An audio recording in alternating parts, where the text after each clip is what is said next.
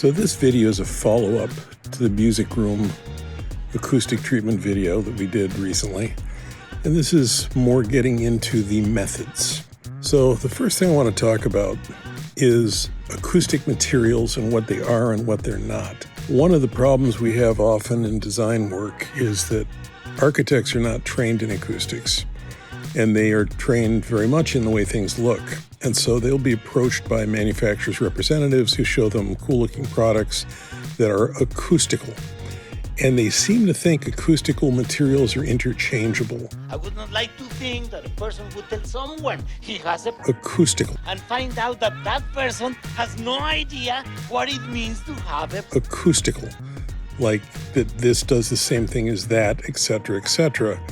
And also that you can place them kind of anywhere in the room. Like, I really don't want any acoustical materials down here because I'm doing this stuff I want to look a certain way. So we'll put all the acoustical materials up in the corners by the ceiling or something along those lines. And to be honest, that doesn't work. People's ears are where they are. The way sound behaves around the ear is very important. There's also distant energy in a room from reverberant fields and resonance that's still part of the picture. So it's very important that materials go where they need to go. And another thing is that when they measure materials to get an absorption coefficient or diffusion coefficient or whatever it may be, the chambers they do their measurements in have energy that's diffuse. That means it's broken up so that it's very homogeneous. In the real world, something like a trumpet is not a diffuse sound, it's directional. Some aspects of it, some of the lower frequencies are more diffuse, but there is no diffuse sound field in most rooms until you get out 20 or 30 feet away from a particular sound source. And even then, maybe not. So where you put materials is very important as to how the room is going to sound. And this applies not just to music rooms, but to recording studios, listening rooms, theaters in your home. Where you put materials, what the materials are is very important. Parametric equalization, which you find on audio consoles, lets you adjust all sorts of frequencies in different ways to balance sound. You need to do to your room, which means the materials are going to have to be different. You're not going to be able to use all one type of panel. So this video is going to kind of give you an overview of the types of materials and some basic techniques that are used to create rooms that are received well by people who play in them. And that's really what counts, is what do the people who play in this room think of the way it sounds, not what I think about the way it sounds. So this is the intro. Watch the body of the video. It may give you some ideas, and it really will give you something to think about when you look at materials and their values and how you look at them. And we may do another video getting more into the metrics of acoustic materials. If anyone has any questions, feel free to shoot them in. And as always, we'd like you to subscribe, like, send us money in boxes. Any of those things would be good. We'd appreciate it. Thanks. So this is an example of a relatively simple treatment done to a music room. Now, what you'll notice about this is all of these different materials on the wall, they all look the same. Some of these absorb bass. Some of them absorb mid and high frequencies, some absorb a wide range of frequencies. And that's dependent on what material they actually are. So they can all look the same. But in what we call parametric tuning, we select X amount of material and we distribute it around the room based on how sound tends to bounce off of things. And then there's things that get in the way, like video monitors and doors and stuff, and they won't let us put stuff where we can't put it. But anyway, the ceiling, we've got diffusive materials. These other panels, some of these are gypsum, some of these are fiberglass. So we use those as a way of tuning the space as well. This is another room, actually same set of projects, similar treatments. We had some interest in wanting wood in the room. So we work with the architects and they say, hey, we'd like to introduce some things here and there. These are diffusive. And we would have used more if we had a bigger budget, but diffusive materials are things like this. They're very irregular. This has a mathematical sequence to it that makes it very musical. It's called a quadratic residue diffuser. I know some of these words. And we're still using these other ceiling systems with multiple types of ceiling panels in the room. Now, these are all rooms that have been well received, and this gives you an idea of the kinds of things that we tend to like to do for music spaces. It's another simple one, same thing. multiple materials in these wall systems. Totally different diffuser because of the low ceiling height. So instead of those really cloud-looking things, these are very effective for a low ceiling environment to really give you a sense of space, even though you don't have a whole lot of height in the space. It's another large music room. Now we've gone back to this other type of diffuser. We've got these diffusers on the side wall, and then we've got a variety of absorptive panels. Now this one, they wanted to turn it into kind of like almost like a musical staff in terms of the layout of the room. But these panels, you can't really see them as well because of the image size. But these diffusers on the walls are in there, and then there's multiple types of absorptive panels, once again, to tune the room properly. This is another space, similar treatments. These, by the way, there's a lot of materials out there that look like this, that are very thin vinyl, and they not only diffuse some high frequencies, but they also absorb bass, so you have to be careful. These are gyp panels, these are fiberglass panels.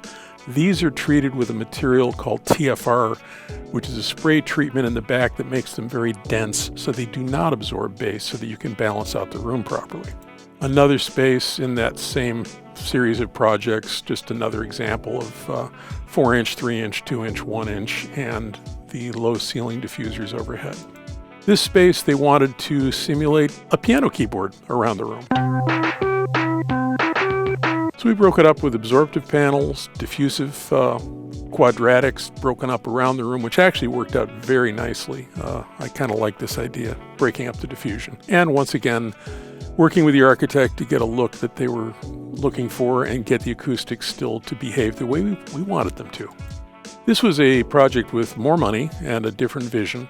They wanted a lot of wood. We did their recital hall, and we're using these Gaussian formed diffusers in there, and we used them on the ceiling in here. These are actually GRG. These are a really dense material that we used overhead. You notice the balance of absorptive materials, diffusive materials. These are also resonating to some degree, so we have fills in the backs of some of them, whether it's fiberglass or whatever it may be, I don't remember on this project, to balance out the reverb time as well as getting diffusion. This was another one, a large rehearsal space that really needed some mass in certain areas, so these are masonry. And these were built to be diffusive as well as bass support, and also to terminate some bass waves in the corners. And then we've got a variety of other things in the room. Color choices were not ours, but the owner and the architect were happy with it. I thought it was a little severe, but acoustically worked out really nicely. You're so ugly you could be a modern art masterpiece. This is the ceiling of that space. These are some bass trap absorbers overhead that are hanging, and then we've got the diffusive materials, and then up above we've got spray material on the roof deck. There's a combination of things going on in this room. It's a very large space. It can do, I think, 120-piece orchestra. But all of these things pull together to create an environment that's good for rehearsal. This was a relatively inexpensive band room treatment, using more traditional absorbers and also using more traditional what are called barrel diffusers. However, these are not all the same barrel diffuser. Some of these are treated to be bass absorbing, some of them are treated to not be bass absorbing. And then our orientation of them in the ceiling, same thing. It's to come up with that parametric equalization of the room. And then these quadratics in the ceiling are not only for diffusion, but they also are bass absorbing because of the material they're made out of. And in this room, I don't see the gypsum tiles. This one probably we found we did not need to do that balancing act. But once again, it was well received and a relatively simpler, low budget option for a rehearsal room. Another view of that large space. And actually in this particular school, we did 2 very large rehearsal spaces with similar design. These wall panels are not all the same material. They look like it. Some of them are actually MDF behind the cloth. Some of them are 2-inch fiberglass. Some of them are resonant panels that absorb bass. So this is one of those products that we were using in one of those things. This is a mod fuser, which is a diffuser, but it also has absorption. So you look at the absorption coefficient, scattering, and diffusion coefficient, which are 2 different ways people tend to measure the ability of these things to diffuse sound. But that's the kind of products that really do diffuse sound, but these things are expensive. Installed, they're upwards of $75 a square foot in general. I'm all out of money! This is a tuned absorber. Underneath the surface of this, and we use these in some of those spaces, there's perforations, and then you get peaked absorption where it absorbs in the mid-range dramatically more than low frequencies and high frequencies, which as you try to tune out a room, these are the kinds of things you do. And it can all look the same, but underneath the fabric, there can be lots of different things going on, different thicknesses, different perforation patterns. This is a product that we've used in a lot of spaces, GRG. It's a dense gypsum-derived material. Great for diffusion, kind of a aggressive look that some architects do not like, but others do. So we've used it successfully in a lot of projects. Diffuser block, which was used in that project, the orange sections. This is a very dense material, has a resonating chamber in it if you want to use it, but it's a great diffusive product for not a lot of money if you're already building block. It's a great way to get some dual performance out of a space. It's a mod sorber panel.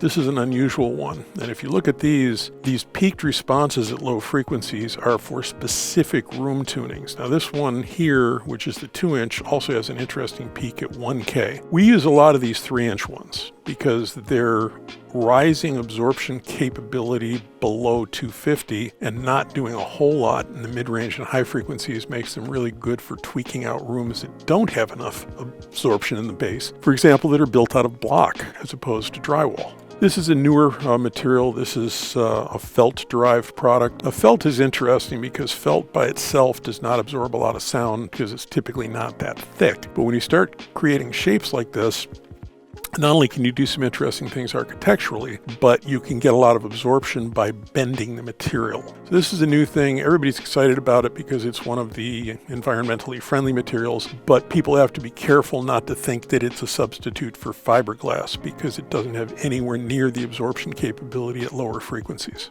And then this is another newer product, and I forget who makes this or why I put this in here.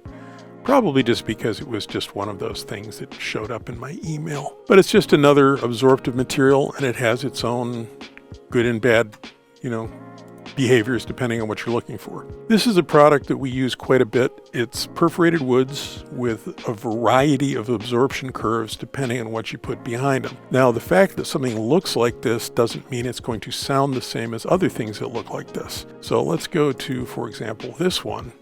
This is another thing that kind of looks the same, but this absorption curve, when you look at that compared to these absorption curves, that's all caused by the way the perforations are on both the front and the back of the panel. Some of these panels have conical behavior in terms of the drilling on the back, and they behave significantly differently than other materials. So when you're looking at any material, you're looking for what's my room doing? What do I need it to do? How much of what do I put where? And then how do I go about rationalizing all of that?